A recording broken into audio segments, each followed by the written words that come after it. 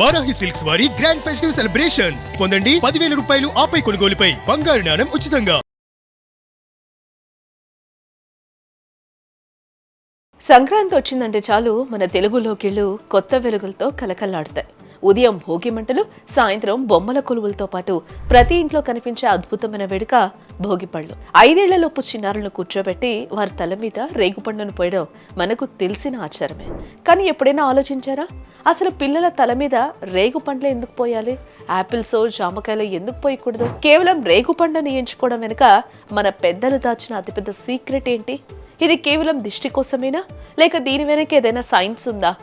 మీ పిల్లల ఆయుష్ని పెంచే ఈ ఆచారం వెనుక ఉన్న అసలు రహస్యం తెలిస్తే మీరు తప్పక ఆశ్చర్యపోతారు. భోగి పండుగ రోజు సాయంత్రం పూట ఇంటిల్లపాది చేరి చిన్నపిల్లలకు ఈ వేడుక చేస్తారు. దీన్ని వీరపళ్ళు అని కూడా పిలుస్తారు. అసలు ఈ పండ్ల వెనుక ఉన్న దైవ రహస్యం గురించి ముందుగా చెప్పుకుందాం. పురాణాల ప్రకారం రేగు పండును బదరీ ఫలం అంటారు. సాక్షాత్తు శ్రీమన్నారాయణునికి అత్యంత ఇష్టమైన పండిది. సూర్య భగవానుడి అనుగ్రహం పిల్లలకు కలగాలని, శ్రీమన్నారాయణుడి రక్ష వారిపై ఉండాలని ఈ పండ్లను తల మీద పోస్తారు. అందుకే రేగు పండ్లను అర్కఫలాలు అని కూడా పిలుస్తారు. అయితే దీని వెనుక ఉన్న అసలు సీక్రెట్ సైన్స్ అండ్ హెల్త్. మన శరీరంలో తల భాగం చాలా కీలకమైంది. తల మధ్యలో బ్రహ్మరంధ్రం అనే ఒక కేంద్రం ఉంటుంది.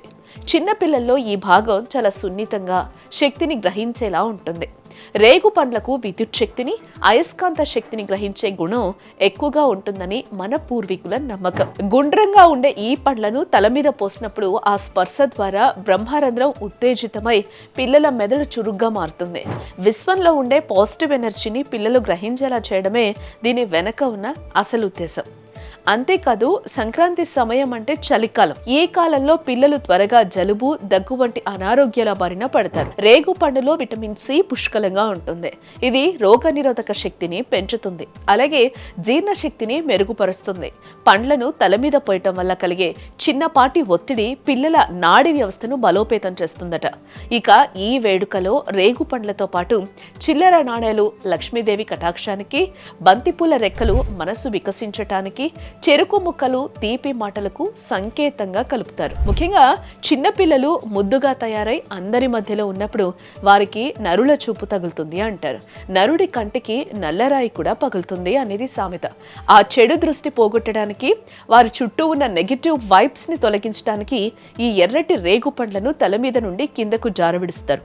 అందుకే ఆ పండ్లను మళ్ళీ పిల్లలు తినకూడదు, వాటిని దూరంగా పారేయాలి అని చెప్తూ ఉంటారు. మన పెద్దలు ఏ ఆచారం పెట్టినా తన వెనుక పిల్లల ఆరోగ్యం, ఆనందం, భవిష్యత్తు దాగుంటాయి. రేగుపళ్ళు పోయటం అంటే కేవలం ఒక వేడుక కాదు, అది పిల్లలకు మనం ఇచ్చే ఒక రక్షణ కవచం. మన సంస్కృతిలో ఉన్న ఇంత గొప్ప విషయాన్ని ఈ తరం పిల్లలకు కూడా అందించాల్సిన బాధ్యత మనదే. ఈ భోగి పండుగ రోజున మీ ఇంట్లో చిన్నపిల్లలుంటే తప్పకుండా భోగి పళ్ళు పోయండి, వారి ఆయురారోగ్యాలను కాపాడండి. మరి మీలో ఎంతమంది చిన్నప్పుడు ఈ భోగి పళ్ళు పోయించుకున్నారు? మీ చిన్ననాటి జ్ఞాపకాలను కింద కామెంట్స్లో మాతో పంచుకోండి.